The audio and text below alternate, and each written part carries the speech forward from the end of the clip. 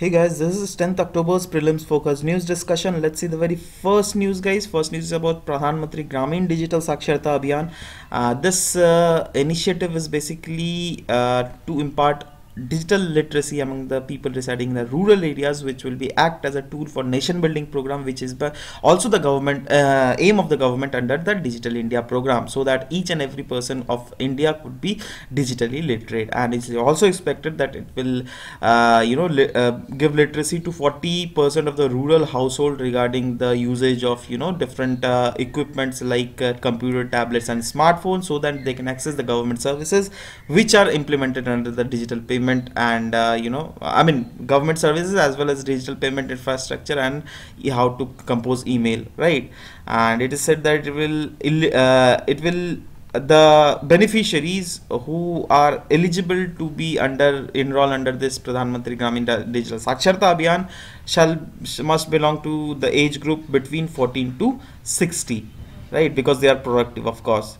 Next is BIMSTEC disaster management exercise. India is all set to hold the very first BIMSTEC disaster management exercise 2017. Guys, remember it. This is the first. So these kind of first type of news are very important. And in India, National Disaster Response Force will serve as a lead agency for this, and BIMSTEC is a constituents of 7 countries, that is Bangladesh, Myanmar, Bhutan, Thailand, India, Nepal and Sri Lanka, right? And it is being said that through this disaster management exercise, a platform will be provided to all the 7 countries, so that the best practices of all the aspects of disaster risk reductions could be the best practices could be shared among all the BIMSTEC countries. And the focus is mainly to testing the regional preparedness and resilience towards effective activation of the intergovernment effective activation, so that in future, if say for example one country is not that regionally prepared, right? So other countries will help them country at the time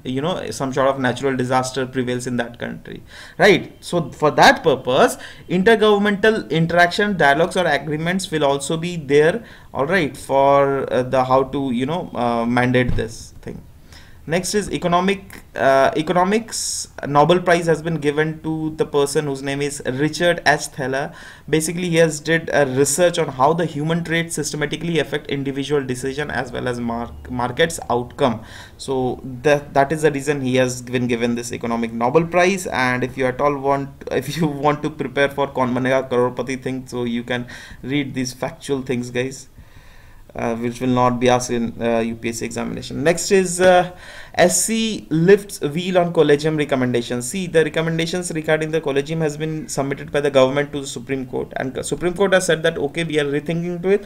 If some sort of measures can be implemented, then we will surely implement it. So under that direction, Supreme Court has said that whatever the recommendations is being given by the Supreme Court to the government regarding the number of judges, right, or who the personality is. So Supreme Court has said that we will make that name public, all right, and we will upload the name and details about them in Supreme Court's official website, all right. And see, guys, what is the benefit of this putting this name in official website? I'll tell you. Since we are a democratic country, so we'll get to know that who is going to be our next judge of Supreme Court, right?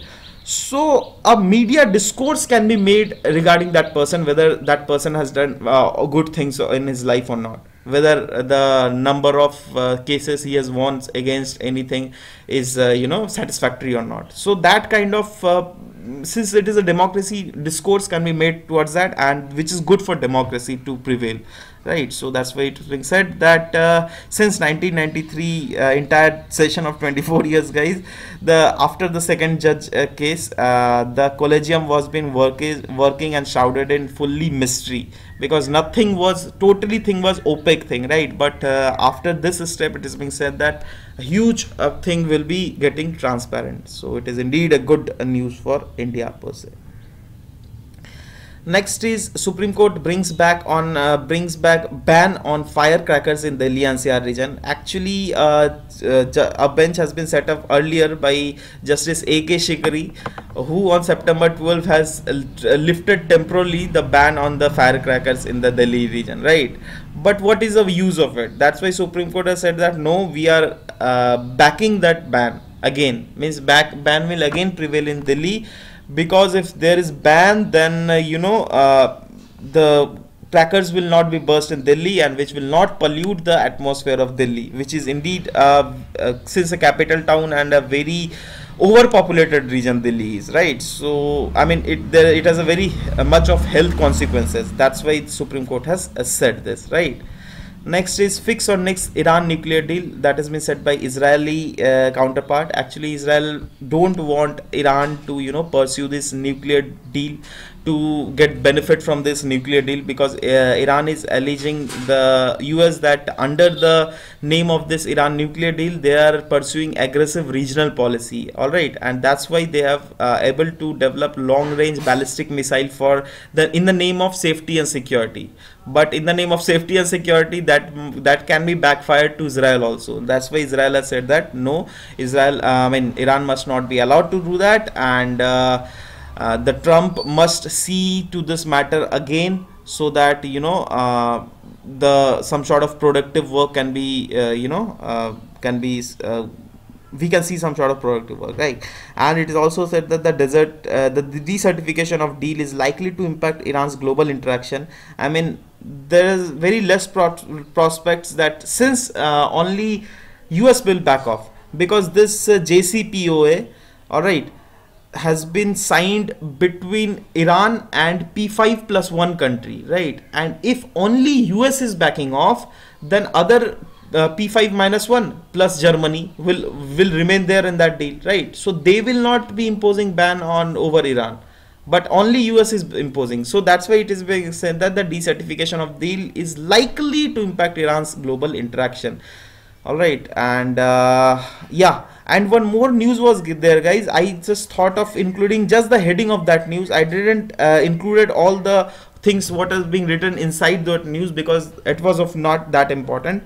And that news was Russia has warned United States of negative consequences if Trump quits landmark Iran nuclear deal. Now, in that article of Times of India, it was not written that what were the consequences, right? Just that from the Russian counterparts, it was being said that they can face negative consequences. US can face, because see, in geopolitics, Russia is totally favoring Iran, right?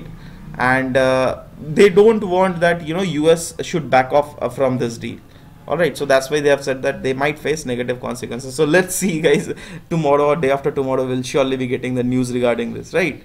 Next is International Labour Organization has defended report on modern slavery. If you just can remember that, guys, recently Bureau of Intelligence has urged the government of India to denotify this report on modern slavery and to deauthorize this report.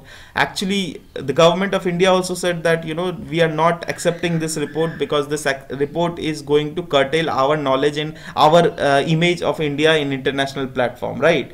So that's why that was earlier news, but now the news is International Labour Organization has defended this report by telling that this report is the overall holistic view of the global picture. It is not country specific view, because we have just taken the survey from only 17,000 people from India, right? So you can't tell that it provides exact picture of India. It is a picture of overall South Asian region. We have given the picture, right?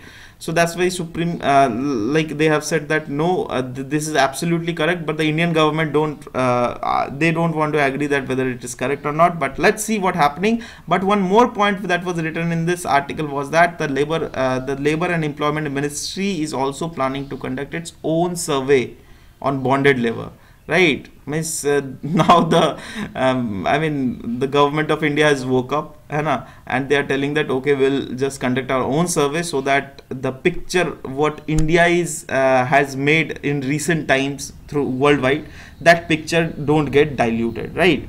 And yeah, this was about this news, guys. And one more thing, guys, yesterday I've just dealt about Rashtriya Swasthya Bima Yojana, if I'm not wrong, right? We dealt with that in question answer discussion.